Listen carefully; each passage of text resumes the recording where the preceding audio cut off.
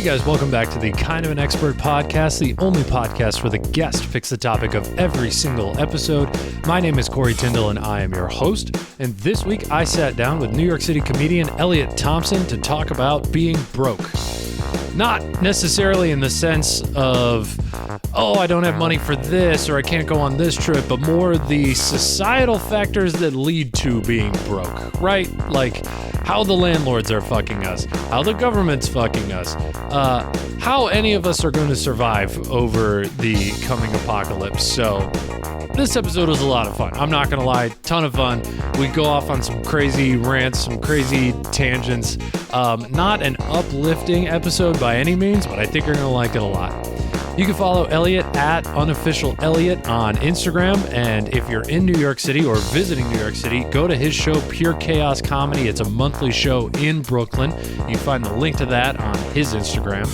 As always, follow me at Corey T Comedy on all social media. And if you're in New York City or visiting New York City, after you go to Eliot's show, come to Ope, a comedy show every single week at Ferns in the East Village. If you liked this episode, you liked Eliot as a guest, shoot me a message. Tell me which show you're coming to. We'll get him on that one for a regular spot. With that, let's enjoy the episode.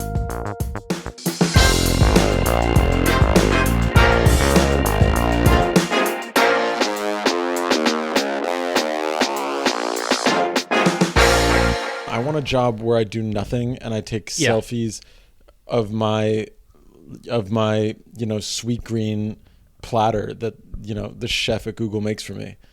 I hate Sweetgreen. I think part of the reason I hate Sweetgreen is because I hate what Sweetgreen stands for, which is that worker. Yeah. Every literally. one of them eats Sweetgreen every day for lunch. It's the most, like, there's no dressing. It's the hardest kale with the least amount of dressing. I've never actually You're been. hungry 45 minutes later. It's not worth it. It's $18 for a giant kale leaf. It's amazing how fast food. It used to be like, oh, fast food was like cheap and bad for you, and now it's expensive and good for you, kind of, or whatever. But it's just the only thing that's the same is it's still quick. Like now, the quick food is just as expensive as any like sit down quick lunch thing in the city. Yeah, that's a good point. It's not cheaper at all. Was it? So that was one thing when I moved here that was shocking, is how expensive McDonald's was.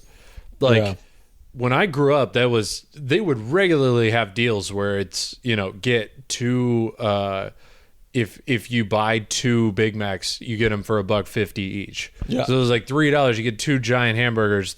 I'm in high school, so that's just my dinner when I'm working. And then I moved here and it was like, wow, the dollar slice really is the only good deal here.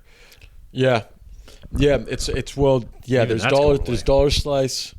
I'm pretty good at knowing where the deals, cheap meals are at. Give me the deals. So you got dollar slice, you got halal food. You can still get a good halal platter for $8. Yep.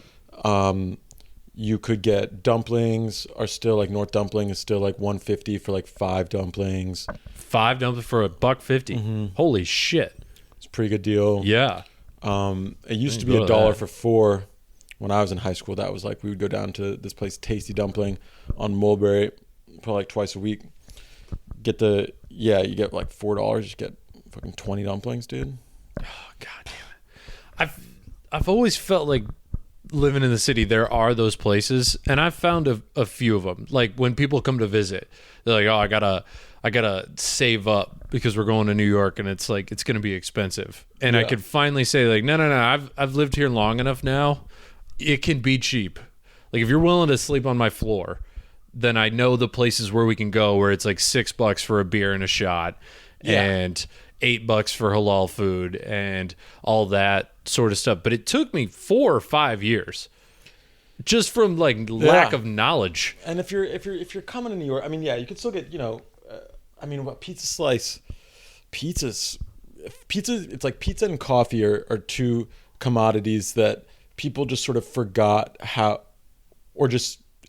much one of those, like a cup of coffee or like a slice of pizza costs at a certain point, just became so arbitrary. Like like, yes, you could get a dollar slice and it's shit. It's rubber crust. The cheese is bad. Sauce is terrible, but it'll fill a void if you're like really starving. But it's 2 a.m. You've been drinking. Yeah, and like another slice, like a pepperoni slice, might cost you anywhere from like $4 to like $7, depending on where you go. Like $7, like $6-7 for a fucking pepperoni slice. Exactly what I was gonna say. Crazy. East Village Pizza around here, they've got like it's good pizza. Yeah. But they've got like 150K Instagram followers, and they're a place. Like they're a hashtag on Facebook because they're so popular. And a pepperoni slice is like $5.50. And I'm crazy. You could still get the whole pie for like $20, which is good. But it really just like, oh, okay, you're just you're ripping off the person that wants a single slice. Well, there's no dollar slice places around here. Everything costs. People don't expect anything to cost less than $5. They expect a cup of coffee to cost $5. They expect a slice of pizza to cost $5. They, anytime you go out for lunch, minimum you go out for lunch, you're probably going to spend $18 on lunch. Like every Sweet Green, even your fucking Chipotle, you get a soda on the side, it's gonna be $18. Any sit down thing that you're gonna spend minimum $18. There's no burger anymore in any bar for less than $18. Everything costs $18. I mean, unless you find those special places, but even those places, I'm kind of looking at them going like, you realize how much more money you could be charging for this? Like the dumpling place. Yeah. Yeah, totally. Good for them, but it's also like, hey, do you not recognize what everyone else did around here? Yeah. Like that's the whole thing with this inflation thing. They're figuring out like half of the inflation was just the companies taking advantage of the fact that they could blame inflation. Totally. And it's just like, all right, cool. So you made record profits and nobody has a savings account anymore. Fucking sick, dude. Yeah, exactly. Thanks. Was New York always like that? I mean, because you grew up here and that's what we're talking about. Fast casuals within your lifetime, right? Like I don't remember Chipotle or that sort of thing when I was a kid. That kind of happened when I was in middle school or high school. Yeah, that was like high school. I would say that prices just seem to have gone up like so dramatically over the past 10 years. And I think it all starts with housing. It's just like there's such a housing crunch here that means that people who are, especially in like, I grew up in Greenpoint, so Greenpoint, like Williamsburg area, Williamsburg got super gentrified, like everything. Williamsburg is the most expensive neighborhood. It is so hard to get an apartment there. Yeah. Like it is cheaper to get an apartment here in the East Village than it is in Williamsburg, which blew my fucking mind. Yeah. I mean, it's nuts. And even the shit that's like affordable, it's only affordable within the median, which is like one of the biggest scams ever. Wait, what do you... So affordable housing usually means, so if you want to build like, let's say a new condo, building of condominiums, you're going to get a tax break if you make like 15% of the apartments affordable, but it's not affordable. Only means that it's 30% of the income of like the 70th percentile earner in that neighborhood. So if it's a high income neighborhood, like the affordable housing is geared, it's 30% of somebody who makes like $90,000 because they're in the 70th percent of that neighborhood's like income. Yeah. So basically to get like true affordable housing, you're still gonna be living so fucking far from like the city. It's like it's impossible to get affordable housing anywhere in any like cool neighborhood. You're gonna be living in fucking like Canarsie or some shit. Right. Yeah. So looking at places, I get bored of work every once in a while, go on Street Easy, see what's out there. The first apartment I lived in was off the Gates J in Bushwick. Yeah. Right next to the train, right off Broadway. Pretty far out there. Yeah. Like to get to Midtown, it's about an hour. Yeah. With at least one train transfer. Yeah. That neighborhood, I had a 2-bedroom, dual level, 2 bath. So I shared it with one other person. The total rent on that was $2,300. Okay. at that stop. A 1-bedroom at that stop now, half the size, is $2,700. Jesus. That area, which like the area is kind of cool and hip. That's which is it, but it's not built out. It's not fully gentrified. There's a couple bars. There's a couple coffee shops. It's still pretty far out. One gym. It's still pretty far out. Yeah. Why is it that much money? I mean, this has been the, I mean, part of it is that New York is so corrupt. It is. I mean, landlords and real estate developers run the city. They always have.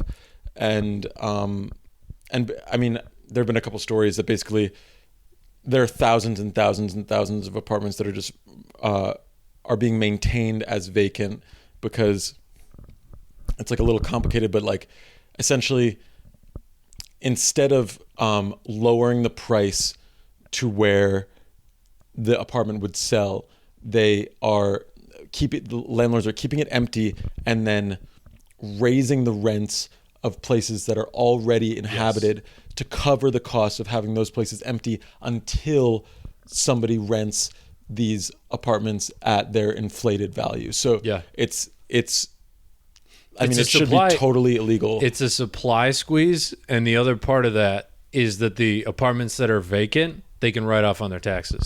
Yeah. So they're not losing money on these empty apartments, and the issue is these giant landlords that can afford to do that. Yeah. Because it is costly, but like the luckiest thing about this apartment I'm in right now is that the landlord doesn't own much.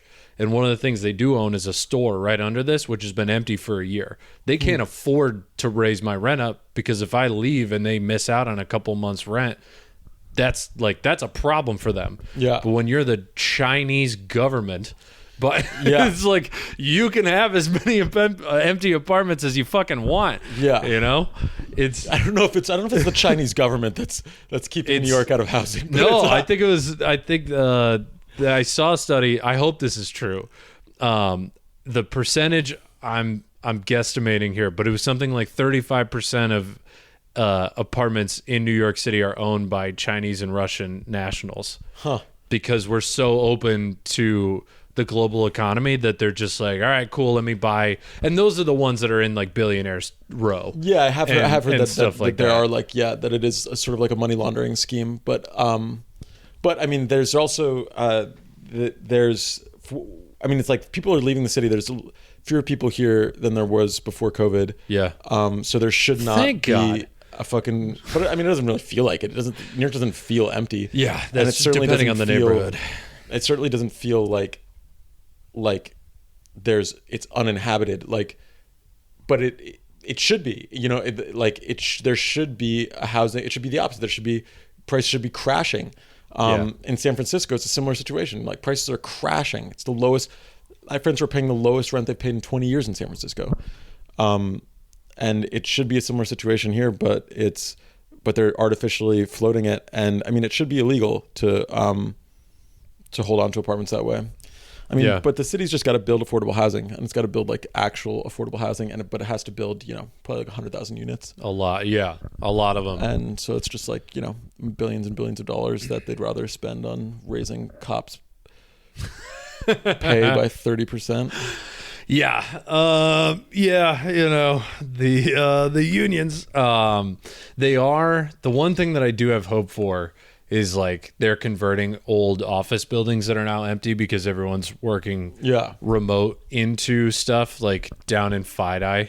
The apartments it's regional. I'm just it not seems convinced like in Manhattan. It just has to be on such a massive scale, and it has to be done by somebody who actually has the public interest in mind and not just like billionaire landlords. And so I'm that literally hasn't happened once in my lifetime that any mayor has actually done anything for anybody. I mean, literally the only program that I can think of in my entire life that has actually like benefited New Yorkers has Stop and been frisk. Yeah, stop and frisk. That was huge. Obviously a joke. Yeah. Jesus. when you just, maybe the worst public policy that insane America's had in 60 years. Sorry, go on. And of course, Eric Adams wants to bring it back. Moron. One of the dumbest guys ever. Such an idiot. But yeah, it's the only program was universal pre-K, and that's barely it's nothing. It's nothing. Like there are no kids in this city. They've done nothing for anybody. Everything has just gotten increasingly shit and more expensive. Yeah, and I'm pretty glad that people on the whole, it might be too late. I'm glad people on the whole have decided that trickle-down economics doesn't fucking work. But, again, it might be too late because the billionaire landlords, the people that own these massive swaths of New York City that could buy whatever they want, they're going to keep buying the politicians as long as we let them get too big. And now there's no such thing as a true like populist politician who can actually change anything and put in rules. Like I would love to see a rule where like we have zoning laws in the city where you can't have a certain number of bars in certain areas because it's residential or something like that. I would love to have designations around this apartment in this area cannot be an investment property.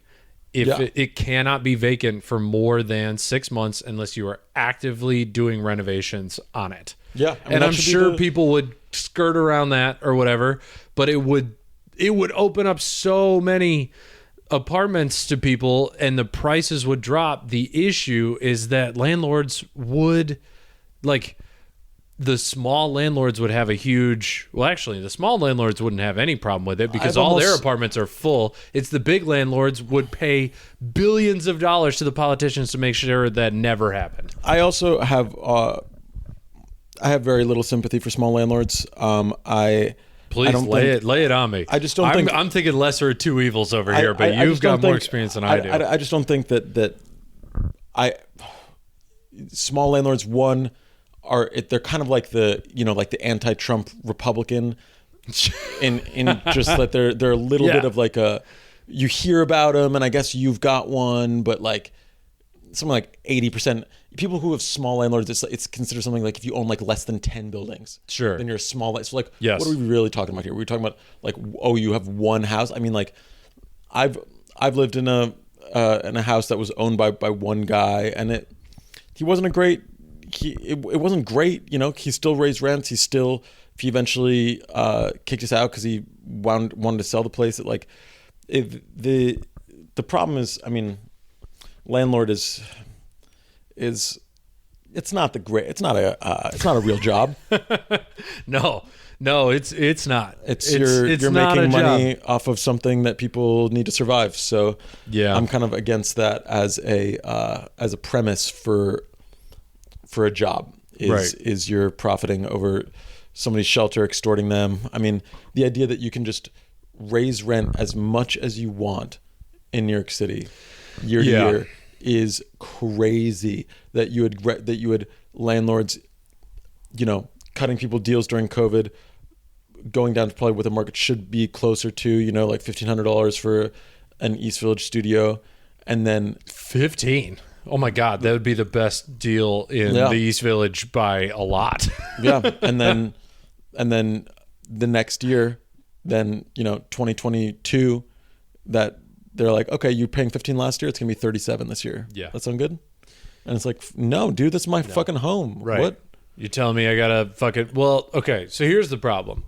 One, they could just leave it empty because they. Yeah, that's where I very much like the analogy that they're the non-pro-Trump Republicans because they're still you're still going to vote for that guy who's against. Like I understand it's fiscal, but like the whole anti-trans thing isn't a deal breaker for you. Yeah. So I like that analogy a lot because they still do the same shit. The small landlords at the very least can't hold on to an empty apartment because they don't have as much money like the big ones do. But the issue, and I want your take on this as a whole, but to me, even from the time that I got here in 2017, so again, 6 years, not long enough It's long enough that people outside of the city are impressed, but it's not long enough that anyone who actually live from here is impressed. It's a long time. I'm like in a weird middle ground where, but one of the things that I've noticed in the short time that I've been here is this now feels like, and I want to know if it was like this before, this city now feels like the rich person's playground where nothing is built for anyone who makes less than six figures anymore, or who doesn't have parents that can't support their lifestyle. Like I look around the East Village, and one of my dad's best friends lived in like this exact neighborhood in the 70s and 80s, and he was like, it was all artists. It was, flop houses, rent was dirt cheap. We just like fuck around. We're stealing forks and spoons from all the restaurants. It was cool bars. It was places like it was not expensive to live here. And now I look around and I'm like, everyone's like, how are so many young people living in your neighborhood? If your rent's so high, how are so many young people? I was like, I'm the only one in my neighborhood who pays my own rent. Yeah. Everyone else, it's their parents. It's their parents paying their rent. And 100%. It's like, all right, well, I understand that living here, but now that's happening in Williamsburg. That's happening in Greenpoint. That's happening in fucking Bushwick. You're an hour outside of city center, and it's like if you're 23 and your dad's not helping you, or your mom or or your grandparents or whoever the fuck, you can't live in New York City. How new is that? Is my question. I mean, I still would say that, like, there are ways to scheme. There's ways to scheme rent. Please tell me. I mean, but it usually helps if you're from here. Like I would say that I don't Sure. really know that much about what's going on like culturally necessarily, not more than you would.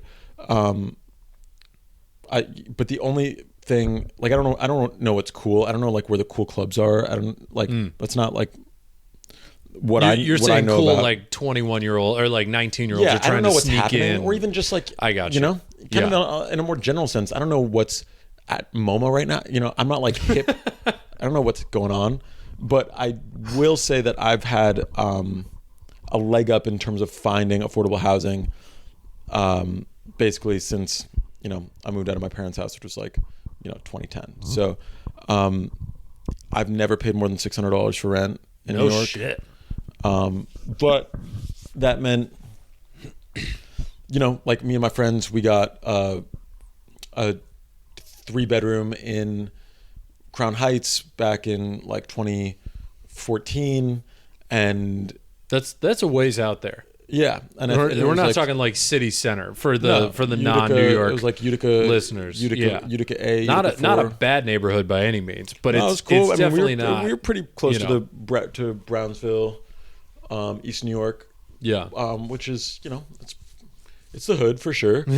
But whatever. That's like, I was in punk bands through like all of high school. Like most of the shows were played in places now that are like so heavily gentrified that you wouldn't even recognize it. But like, I'm not like scared of the hood. Like, sure. It's chill. It's like, that's where I live like most of my adult life. Yeah. But yeah, so basically, we have 3 bedrooms, and then we just stuck somebody in the basement that cuts the rent in another quarter. So sure. Then I moved in to the other side of Eastern Parkway. There's like this tiny little, probably would be like an office, like an office space, like definitely not a full bedroom. I like threw a loft bed up there. You're making the most of it. Yeah, and if you want to be an artist and you don't want to kill yourself with work, I think that you have to kind of be willing to cut some of those corners. Probably unless you just like have incredible discipline and you're like, I can handle a 9-to-5 job. It seems like you're doing well, and like lots of people do. Do better at my job than I am at comedy. So no, I'm kidding. Well, I don't know. I mean, I think that's kind of the risk that I see people make, and I don't know how you feel about this, but like people who smart, driven, creative, move to the city, want to become an actor, writer, comedian, what have you, painter, and they get like a decent job probably in whatever field they studied in college, whether it's like data, they get a tech job, they get in at a, you know, a decent 9 to 5 where they're making good money, they're in copywriting, let's say. Sure. And then you see it happens all the time, and I don't begrudge them. And you see just like, they're like, oh, this 9 to 5 job is actually fairly fulfilling. It's providing me with, you know, a good salary. I can pay for an apartment. I have a social life from work.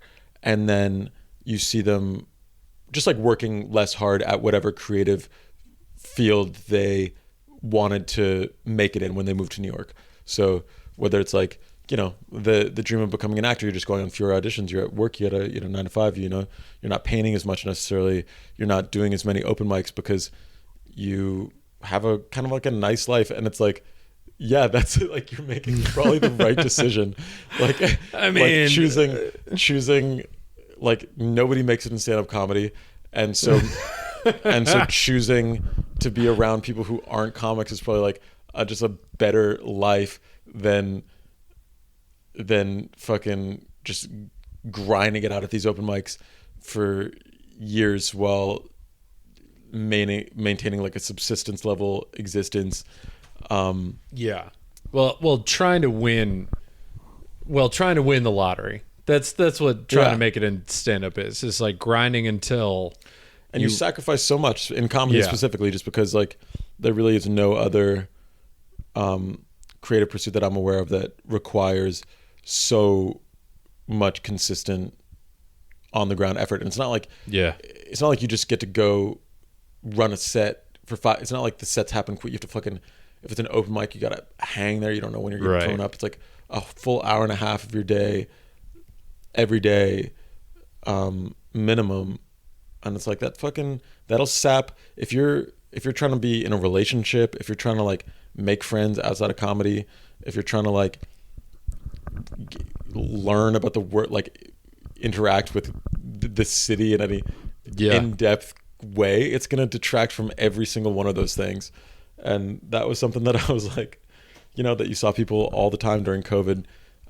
So many comics just like got to take a year and a half off and we're like, wait, I'm so much happier without stand-up comedy in my life. There are definitely those people, and they're easy to spot at open mics where it's like you just look at them and it's like, wow, there's zero joy in what you're doing there, and it comes across in their set, and everybody goes through waves there. But I think I agree with 99% of what you said, except I think the key thing there is that the people are somewhat fulfilled by their day job. Yeah. And I don't think necessarily that they are. I think they get used to being unfulfilled creatively. So it's not that they're, you know, it's like right when I started, I hated spreadsheets, but now after doing them every day for 12 years, you know, I kind of do love a spreadsheet. You know, it's like, no, they, and this is kind of the point that I was making is like coming from my perspective of I have the day job and I work really hard at it and I'm trying to do comedy at the same time and work really hard at that. I feel like the city, because of the changes that have happened, even since I moved here in 2017, have made that harder. Like the rent being so high.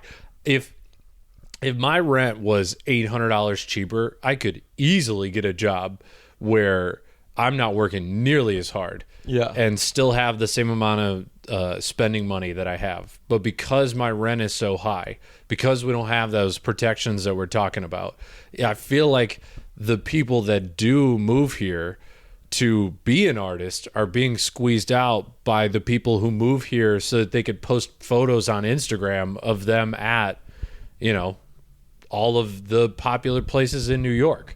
Totally. You know, and so it's, or you just find creative classes, because I mean there's so many rich people in the United States, and they all they make babies, and those babies grow up and they move here, and then they are in every single scene imaginable. So I grew up in the punk scene.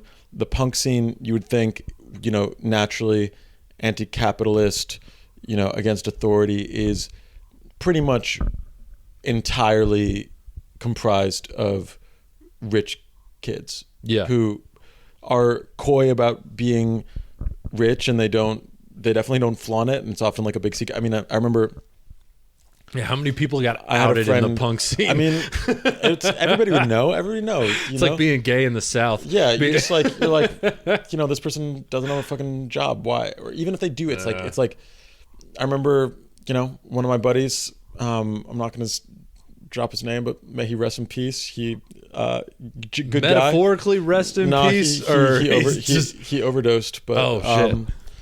But he was in a bunch of punk bands. Nice dude. And then, like, at his funeral in Connecticut, at his parents' house, like, his parents had Picassos. Jesus Christ! And so you're just like, damn, dude, like, you had no idea. People knew, like, there was rumors of like a trust fund, but you just like didn't know exactly how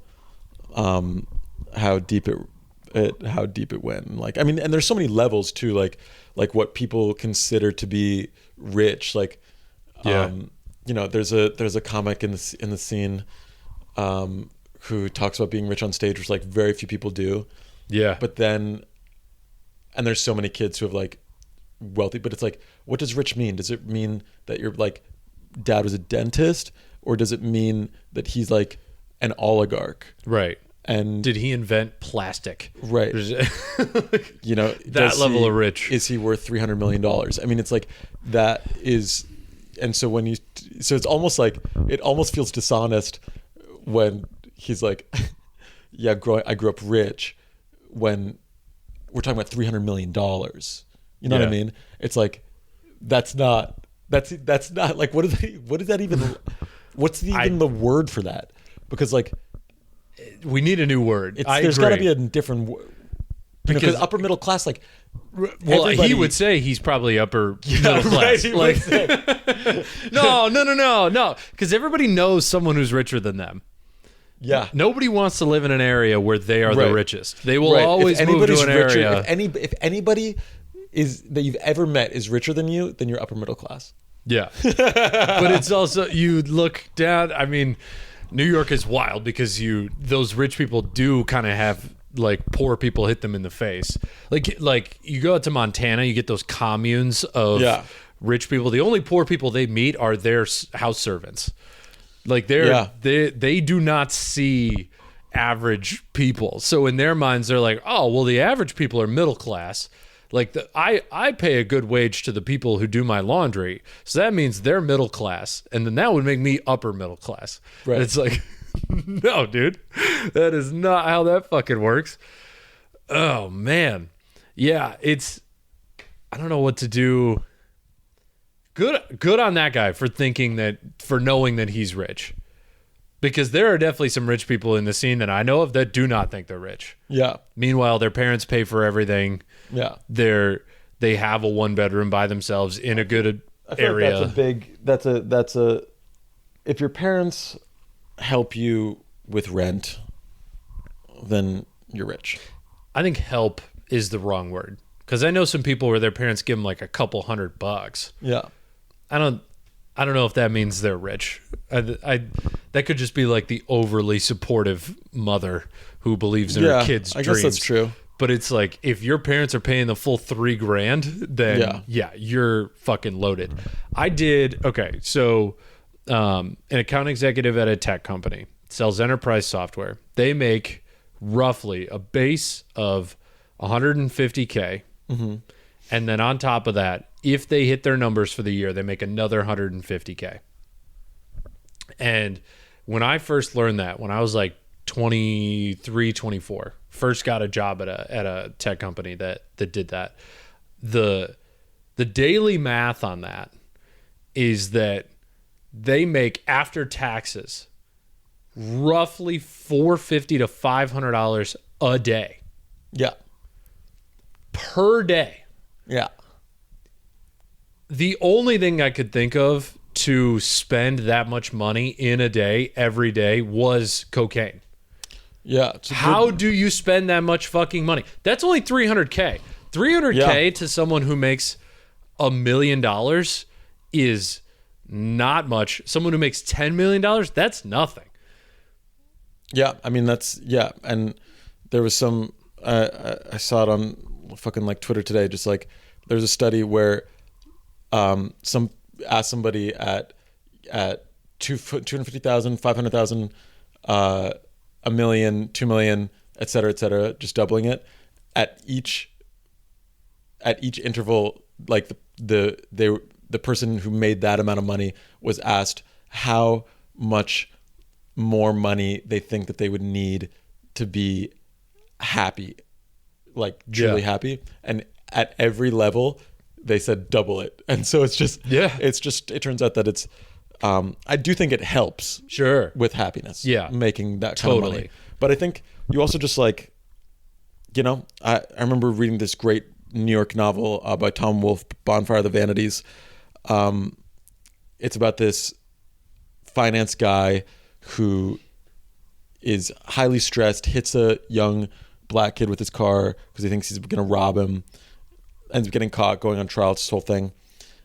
Takes place in the 80s. But in the beginning of the book, it's just breaking down, okay, he pulls in, I think it was like $750 a year, but then he's got the Hamptons house as a mortgage. Yep. His Upper East Side apartment's $5,500 a month. He's got the car loan. He's got 2 kids in private school, and then all of a sudden he's got a country club fee. Yep. He's got and then all of a sudden these very rich people are just like sort of over leveraged. And I mean, it's not like I feel bad for them. No, but you can then understand why somebody in that headspace would be like, you don't know. Making $300,000 in this city, it's pretty much like minimum wage. Yeah, right. It's like, well, I don't know. The bodega, the prices are no, you don't understand. In my industry, I need to belong to a country club. Right. That's mandatory. That's $50,000 a year. Well, that's what it is with you need to surround yourself with other people when you're rich. It's like, all right, if he doesn't send his kid to those private schools, then his kids are the rich ones. He doesn't want his kids to be the rich ones. He wants his kids to be right in the middle of that private school where they could, meet some people that are richer than them, and maybe they'll like become buddies and start a business, and then they together could be rich, and they'll have some like lower income kids, parents that make only $450. They're only doctors. They don't work in finance, but they're surgeons, like real people. Yeah. And learn some culture from them. They get their hands dirty. Yeah. They get their hands dirty. I like that way of putting it. But it is all relative, right? If everyone around you is making more money, if they all have bigger yachts than you, then you're stuck. You want to double your money, like you said. But if you have the biggest yacht, then you're looking around being like, oh man, maybe these aren't the people I need to be hanging out with. Yeah. I'm not going to say I feel bad for them because fuck them, but it's like, I don't know how you get out of that. I think I've seen a lot of them start stand-up comedy. Oh my God. I know. There's so many, and you know what? They're more likely to make it than we are. Definitely. And it's because of they just don't have to worry about anything else. And that's kind of what I'm getting to with I don't think that they're fulfilled by their job. I think they're just so worried about everything else that they can't maintain the worry about stand-up that you have to with stand-up, you have to be anxious about it at least 60% of your day. Yeah. And that's low. Definitely. But when you've got rich parents and you're not doing anything, you could be anxious about 100% of your day. I could be anxious about it 60% of the day. Yeah. And still get my current job done. If I get a promotion, then it's like, fuck. What am I going to... Do I turn down a promotion? It's one of those questions. Maybe. It's one of these, that is one I of don't fucking know. And that's, that's part of why. It's not because I'm fulfilled with my job. It's because I'm like, fuck, I got to pay rent. Yeah, you've got real bills and that, that's tough. I mean, I think that it's these kind of questions that make a lot of really funny people quit stand-up just because, I remember this dude. I mean, I don't know if he still does it, but when I got here, he was like so fucking funny. I think his name was like Justin Flanagan, and the name rings a bell. He was like this fucking like blue collar guy. I think he was like from Jersey or some shit. They're always the funniest ones. Such a good joke Hands writer, down. so funny.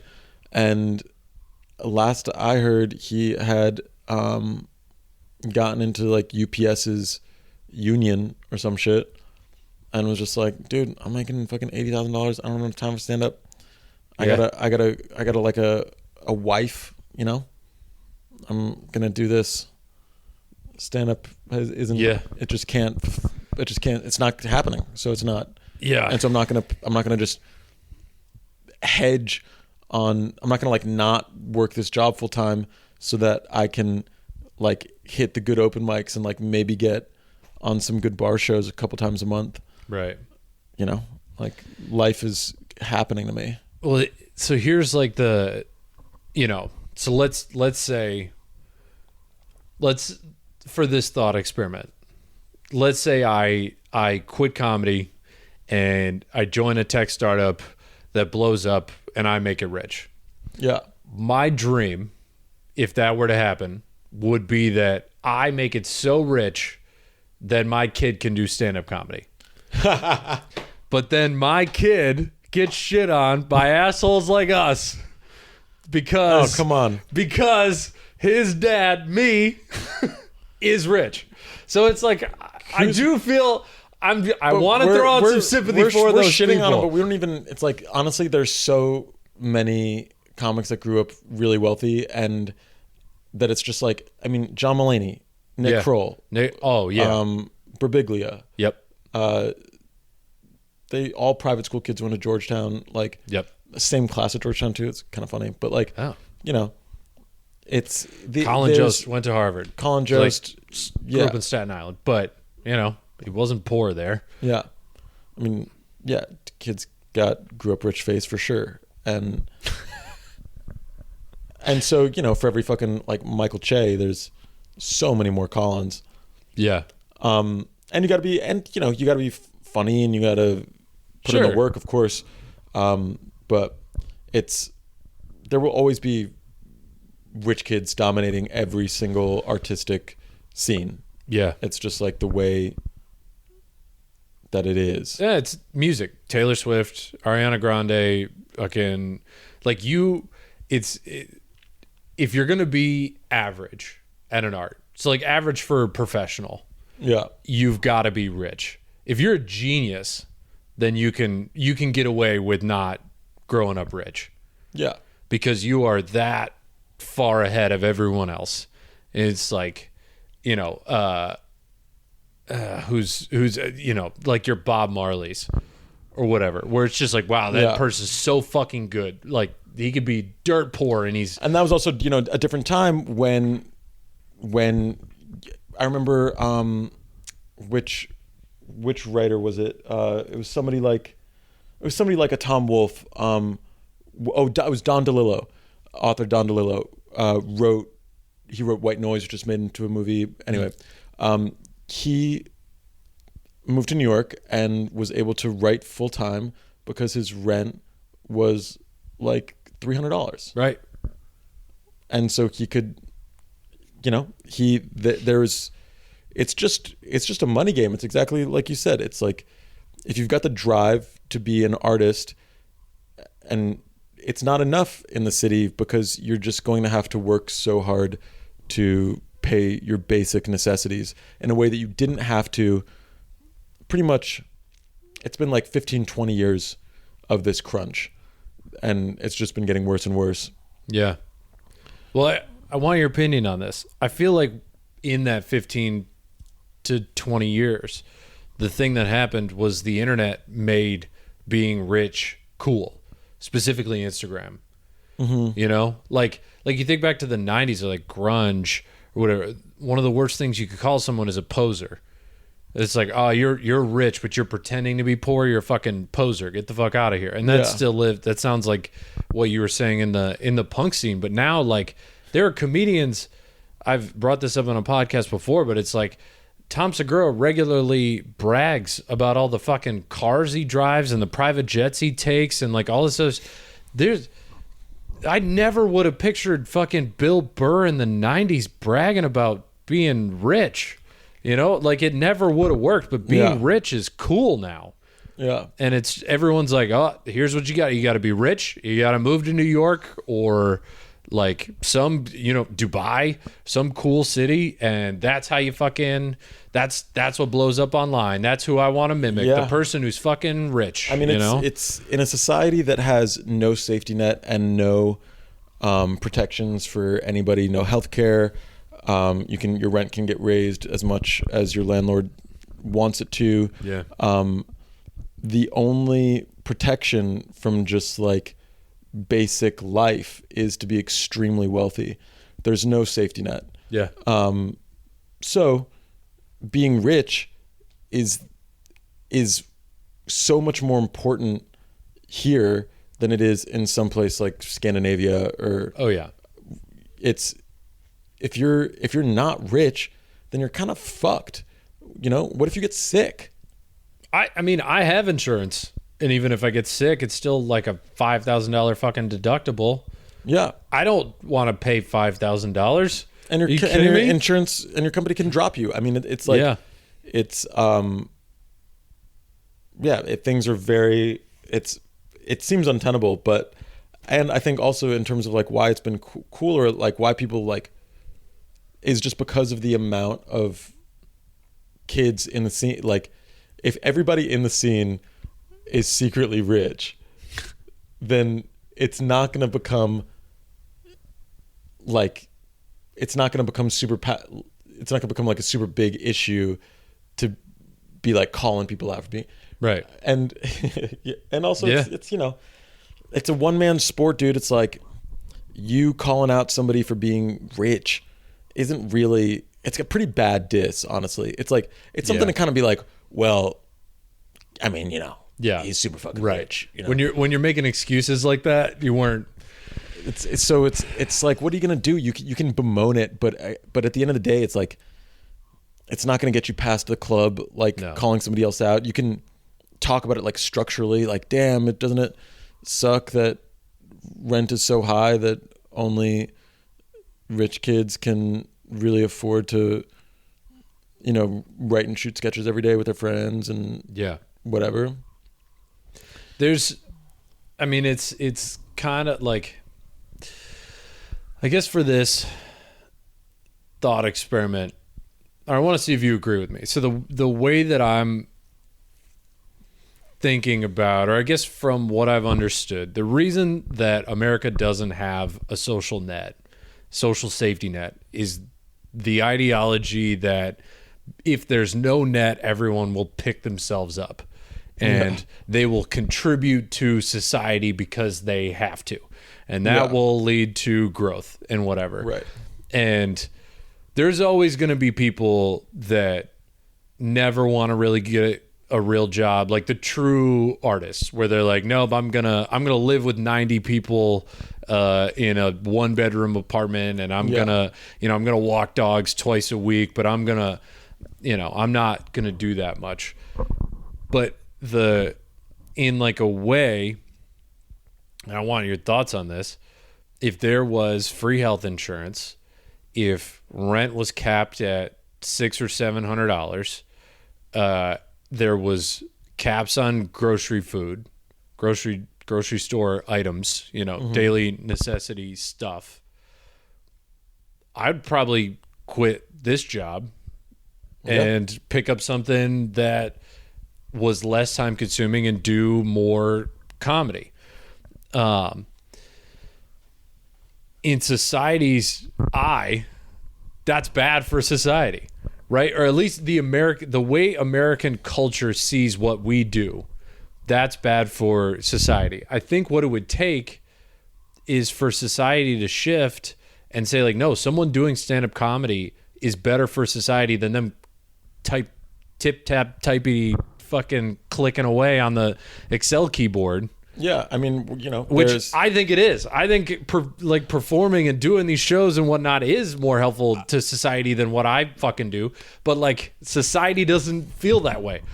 I don't know. Yeah, I feel stuck. Yeah, dude. I mean, I really empathize with your position, and I think that, I mean, it's like, I don't know. I really try hard to not to be like, no, what I do, like my stand-up is like really important. I bring people happiness in their darkest times. I really don't. I really think that it's sort of like a selfish endeavor that I need to fill some sort of validation that I am smart pursuing. But would you rather? But I do think that all of those things that you said, like, you know, caps on food, or at least just a higher fucking minimum wage. Basically, the lack of protections, it's like bootstraps. No, it just means that you're allowed to be exploited more easily. Yeah. It means that you're allowed to underpay people. It means that you're allowed to make people work around the clock. You push them out of their apartment. It means you're allowed to push them out of their apartment. That nobody should have to live like this. Nobody should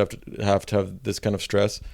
And yeah, society should have people that have the ability to work less hard and make art. I think people, it's like, yeah, of course. And there are many, like, you go to European cities and just like things are more beautiful, things work better, people are happier. It's like, what more proof do you need? Yeah, but the GDP number's not as high over there. So I mean, is it? No, the American GDP is, I mean, now we're getting into real, like... We just, every 5 years, we tank the economy and have to start over. Yeah, that's true. Well, COVID did that for us a couple of years ago, so we didn't have to do that one to ourselves. Yeah. I mean, it's values, right? Like, that's the hard part, right? But like, whose values are these? Like, these are values that I don't share. I don't really know anybody who does share them. That's the point. So it's like, you know, who shares them is the billionaires, which own everything, including the politicians. If a landlord tells me to pick myself up from my bootstraps, I'm gonna beat his ass. It's like, you do nothing, bitch. Take his land. Yeah, I mean, yeah, it's. I don't know necessarily. You tell me, how does it change? Do you think we're fucked? Yeah. All right, podcast over. We're fucked. Yeah, no, I do think that I we're want fucked. to be hopeful that it could change. I don't think electing people really helps. I don't think getting out the vote really helps. Tell me you were in a punk band without telling me you were in a punk band. So it's tough, you know. I think, like, on a micro level, on like a super local level, getting out the vote, you know, voting for a council person can, like, maybe sway some of the zoning things that you're talking about. But I mean, yeah, like, nothing has gotten better or shifted in my lifetime in New York City, and we've had democratically controlled everything the whole time. So it's that is one thing that I do. That is definitely one perspective that I appreciate, because one of the things that when people move here, they do have this sort of like, oh, I'm moving to this liberal bastion of, like, everything's great here because everyone's got a blue mark by their name or whatever. But you live here long enough, you're like, no, it's a different lifestyle necessarily, but these politicians aren't better or worse than any of the other ones that are in other places. Just because they're Democrats doesn't mean they're better, you know? And they're totally, totally corrupt. I mean, not Andrew saying Cuomo, you should vote for the Republicans. Totally corrupt. No, that's like, it's bad and worse, you know? And I think that's why people are sort of apathetic about politics, and it's like, yeah, no politician. I don't think people can point to a single act of politics in our lifetime that has actually helped them, except for the COVID checks. Yeah. That is the lone instance unemployment in my life. And it was that shit changed the game for me. Yeah. Good. That I had more money than I'd ever had in my whole life when I was getting those checks. And, paid off debt, paid off. I know a few people like that. Whereas like the unemployment, being able to get unemployment for being a comedian was just a consistent, $800 a week? Yeah. At its peak, it was $966 when I was. I mean, that's a lot. And it was it was covering bartending, but for me, but it was, that was, and you're just sitting on your ass all day, it's just coming in, collecting. That was awesome. And and also that started under Trump. Yeah. Dare I say. It did. Well, then Biden did it one more time just to make sure that it wasn't like, yeah, and then I could do it too. And then, don't worry, guys, I'll give you money too. Yeah, but that's and it's like, that was the most un-American thing to happen in my lifetime. It was also the thing, poverty dropped 25%. Yeah. What? Yeah. Oh wait, if we give people cash, it'll get them out of poverty? Yeah. Wow. Well, you know what's happened though in the time since is that savings accounts are back down to where they were pre-2020, and credit card debt is actually higher than it was pre-2020 because people got used to the lifestyle of having that extra money. And now now they're spending too much, which is partially why maybe rents are out of control, maybe prices, maybe food. Oh no, for stuff's sure, out of control. Maybe the minimum wage hasn't been increased since George W. Bush. That's what I was going to say. George W. Bush was the last person to raise the minimum wage. Yeah, that seems so long ago. What I was going to say is the reason these things have happened is that, going back to what we were talking about earlier, the companies realized that all these people had extra money and they jacked up the prices and then blamed overall inflation. But like these companies, Delta Airlines has made more money this year than ever before. The gas companies have made, the oil companies have made more money than ever before. PepsiCo has made more money than ever before. And like the inflation numbers you see on the news don't include housing and food. Like the food went, a dozen eggs was $8 in my fucking grocery store for like 2 months. It's back down to like $3.50 now, but for 2 months it was $8 I was insane. Like, I know there's like bird flu and I know that there's all this stuff, but like no one should pay almost $1 per egg. Dude, that's insanity. It reminds you of that great Patrice bit off of, I think it's Mr. P, where he's just talking about prices going up. He's talking about sneakers. He's talking about bread, and he's just like, and he's imitating. He's like, the company is just like, what you really gonna do though? You're not gonna buy bread? No, that was it. What am I not gonna buy eggs? Yeah, like fucking what? We jacked it up because we saw everybody else doing it. You think we're stupid? Yeah. Think we're not gonna raise our prices when everybody else is doing it? God damn it. And well, now people are finally cutting back, but it's because they have no money. And to your point, we shouldn't have to live at this level where it's like, prices can only come down because nobody has anything anymore. Yeah. And a lot of people want to blame the consumer, which is not what I was trying to do.